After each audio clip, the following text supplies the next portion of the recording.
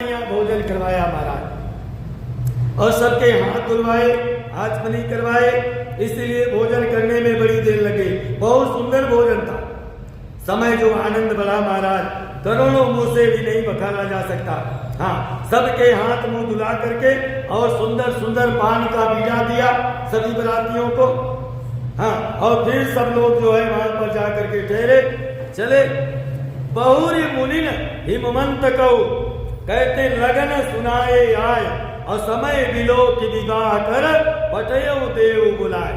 फिर मुनियों ने लौटकर कहते हिमवान को लगन लगन पत्रिका सुनाई और विवाह का समय दिखवाया। देवताओं को बुलावा भेजा। सब देवताओं को आदर सहित बुलवा लिया गया। सबको यथा योग्य आसन दिया गया।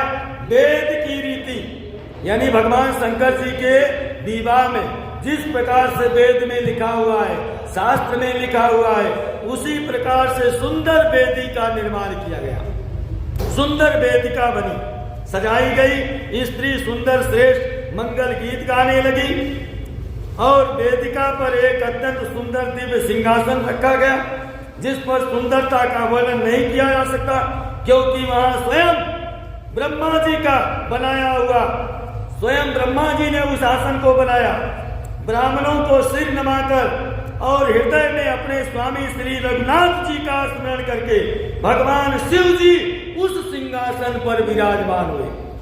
उस सिंहासन पर बैठे जिसको स्वयं ब्रह्मा जी ने बुलाया। बहुरी मुनीसन उमा बुलाए। फिर मुनीश्वरों ने पार्वती जी को बुलावा भेजा। सखियां श्रृंगार करके उन्हें ले आई। पार्वती जी के रूप को देखते ही सारे देवता पार्वती जी के लिए मोहित हो गए। पार्वती जी का इतना सुंदर रूप है कि सारे देवता मोहित हो गए। संसार में ऐसा कभी कौन है जो उस सुंदरता का वर्णन कर सके? क्या कहते हैं, कैसा आज तक इस संसार में तीनों लोगों में कोई कभी नहीं पैदा हुआ कि जो माता पार्वती के उस सुंदरता का वर्णन कर सके। हाँ, कहते जगदम्बिका जान बहुभामा और सुरन कहते मन ही मन कीन प्रणाम। पार्वती जी को जगदम्बा और शिव जी की पत्नी समझकर देवताओं ने मन ही मन माता को प्रणाम किया। भवानी जी की सुंदरता की सीमा नहीं है। करोड़ों मुख से भी उनकी शोभा का वर्णन आज वहां पर कोई नहीं कर सकता।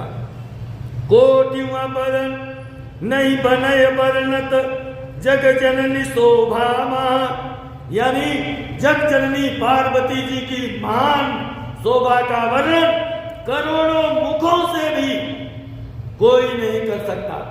वेद से कहते हैं कि वेद शेष जी और सरस्वती जी तक उसे कहते हुए जा जाएंगी, इतनी सुंदरता माता की। तब मंद बुद्धि कहते तुलसी किस गिनती में है? कहते हैं जब देवता नहीं कर सकते तो तुलसी जी क्या कर सकते हैं? सुंदरता और शोभा की खान माता भवानी मंडप के बीच में जहां शिव जी थे वहां गई। वह संकोच के मारे पति शिव जी के चरण कमलों को देख नहीं सकती, परंतु उनका मन रूपी भाव तो वही रसपान करा। यानी माता पार्वती जी संकोच कर रही है, वह भगवान को देख नहीं सकती, लेकिन मन तो शंकर जी में ही लगा पड़ा है। मुनि अनुशासन गणपति पूजव शंभु भगवान। मुनियों की आज्ञा से शिव जी और पार्वती जी ने गणेश जी की पूजा किया। अब सोचो, भगवान गणेश जी की पूजा भगवान शंकर जी और पार्वती जी ने भी अपने विवाह में किया। हाँ, पार्वती जी ने गणेश जी की पूजा किया। मन में देवताओं को अनादि समझकर कोई इस बालक कहते बात को सुनकर शक न करे। देवता जो है वह अनादि है, अनंत है, परे से परे है।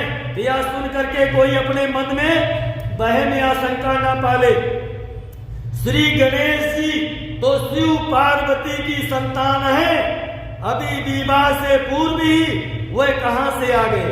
ऐसी शंका हो सकती है ना कि अभी इनका विवाह हो रहा है और उनका पुत्र कहां से आ गया। अरे जस विवाह के विधि सुति गाई, और महामुनि सो सब करवाई, और कई गिरीश कुसु कन्या पानी, और भामई और समर्थ जानी भवानी। वेदों में जिस प्रकार से विवाह की रीति लिखी गई, मुनियों ने, ऋषियों ने उसी प्रकार से पूरा विवाह और वेद शास्त्र के अनुसार भगवान शंकर जी का विवाह करवाया। पर्वतराज हिमाचल ने हाथ में कुश लेकर के तथा कन्या का हाथ पकड़ करके उन्हें भवानी शिवपत्री कहते जानकर शिव जी को समर्पण कर दिया। यानी हाथ में कुशा लिए और कुशा के साथ भवानी का हाथ रखा और उनको शिव पत्नी समझ करके माता पिता ने शिव जी के हाथ में पार्वती जी का हाथ समर्पण कर दिया। पानी ग्रहण जब कीन बैठा, हियर से तब सकल सुरेशा, वेद मंत्र मुनि बर उच्चरई, जय जय जय शंकर सुर करई। जब महेश्वर शिव जी ने पार्वती जी का पानी ग्रहण किया, तब इंद्रादि सभी देवता हृदय में बड़े ही हर्षित हुए। श्रेष्ठ मुनिगण वेद मंत्रों का उच्चारण करने लगे और देवगण शिव जी का जयकारा करने लगे।